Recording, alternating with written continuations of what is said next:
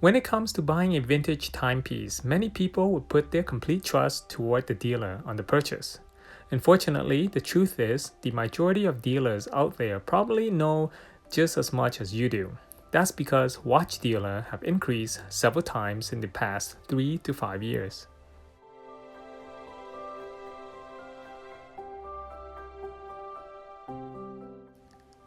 I've been studying vintage watches for the past 2 decades and am still learning until this day. Hi guys, and welcome back to a new video with me, the Omega Enthusiast. I want to share my top 10 tips on today's episode when buying a vintage watch. So let us get started.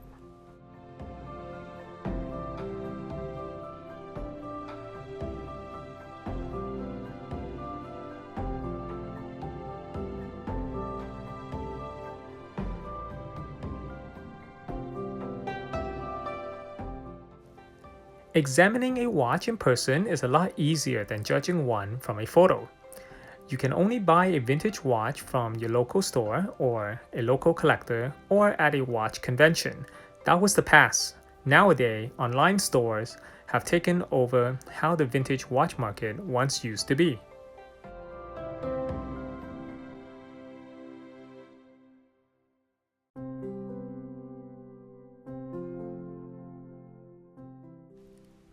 Especially during COVID, all watch shows are no longer available. Today, I can buy a watch from anyone who can access the internet or social media from anywhere around the world. It is convenient, however, there is also a risk you are taking if you do not thoroughly examine what you are about to purchase.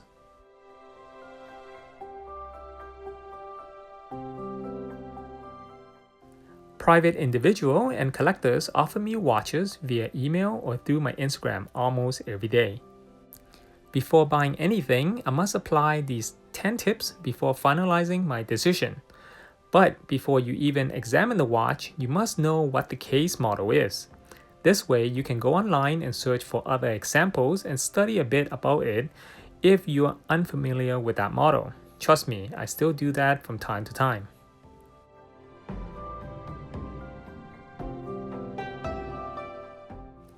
Tip number 1 is to examine the dial if you are looking for a watch retaining its factory original finish dial. Probably one of the hardest thing to do, and you can only improve your dial telling knowledge pretty much through mass comparison, which is why I said you must know the model of the watch first. There are too many dials restorer out there, and everyone is different, but nobody can refinish a dial precisely like the original finish. But what is so vital about the dial? The condition of the dial and whether it has been refinished or not will affect the value drastically. Tip number 2 is to examine the set of hands on the watch. The hands of the watch usually will relate to the dial indexes. If the hour index is gold, the hands will be in gold tone. If the hour index has luminous, then the hands should have luminous as well. Sometimes the hour index may have luminous and a black stripe, then the hands will also have luminous with the black stripe. The next thing you want to examine will be the length of the hands. For example, case model 168.005 with a pipe hand dial and one with a traditional dome dial, you will notice that the hands on the pipe hand dial are much shorter. One last thing you want to compare is the second hand. The second hand is entirely smooth on the original one, but you will see a bushing sticking out on the generic. Tip number 3 is something most of us do not pay much awareness to, and that is the crown of the watch. There are 4 stages to examining the crown of a timepiece. They are the authenticity, dimension, condition, and interior. Authenticity and dimension are the least important as you can replace the crown whenever you wish to. Condition and interior are what I usually examine, especially when it comes to a manual wind watch. The condition is critical.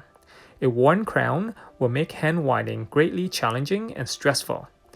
Unfortunately, the interior of the crown you can only examine in person or if the seller can tell you whether the gasket is there or not. A hollow crown can easily get water damage. Tip number 4 is one I pointed out often in many of my educational videos. Yet, I still see many people make this mistake, which can be costly to recover. That is the bezel of the watch. Many watches will come with a removable bezel. Sometimes they go missing, and it isn't easy to find a replacement bezel. Tip number 5 is the case condition. The visibility and sharpness of the edges, bevel, and angle throughout the case and lugs will affect the watch market value. Depending on how serious you are as a collector, a polished watch case can affect its resale value by quite a bit. Certain collectors will only want to own an unpolished watch, but some collectors do not mind a polished timepiece either. Tip number 6 is looking for damages such as corrosion or oxidation on the case. They are usually between the lugs, on the edge of the case, or on the underside of the case. Minor wear on the case or lugs is not an issue in my opinion, but missing metal content between the case where the case back goes onto is a significant concern, and sometimes I would avoid buying, commonly seen on gold-plated or gold-filled watch cases. Tip number 7 is the overall condition of the movement. Remember that the primary purpose of wearing a watch is to tell time. Therefore, you want to own a timepiece in good working order. My recommendation is to avoid a non-service timepiece with a movement that appears in rough shape.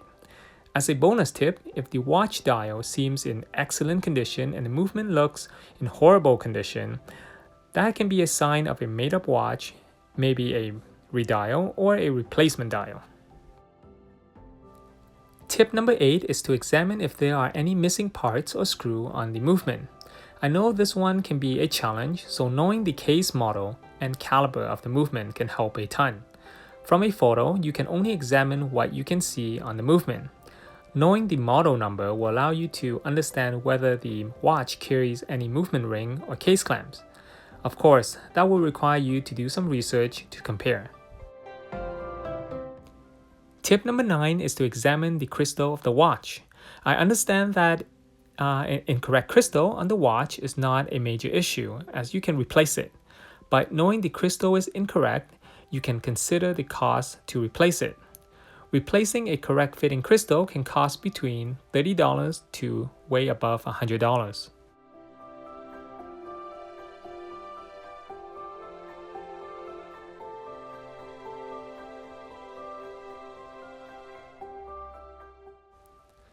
Tip number 10 is to spend your hard-earned money wisely when buying a vintage watch. Everything that I have mentioned will affect the value of the watch.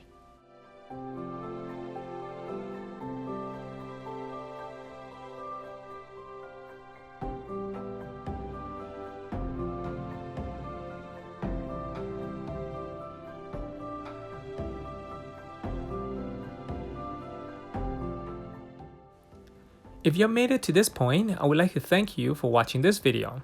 And if you have not yet subscribed, hit that subscribe button and drop me a comment down below. Make sure to hit on that thumbs up, it helps with the algorithm and support this video trend a little better right here on YouTube. Let me know in the comment section below if you have any question. Thank you for your continued support, and I will see you guys in the following video.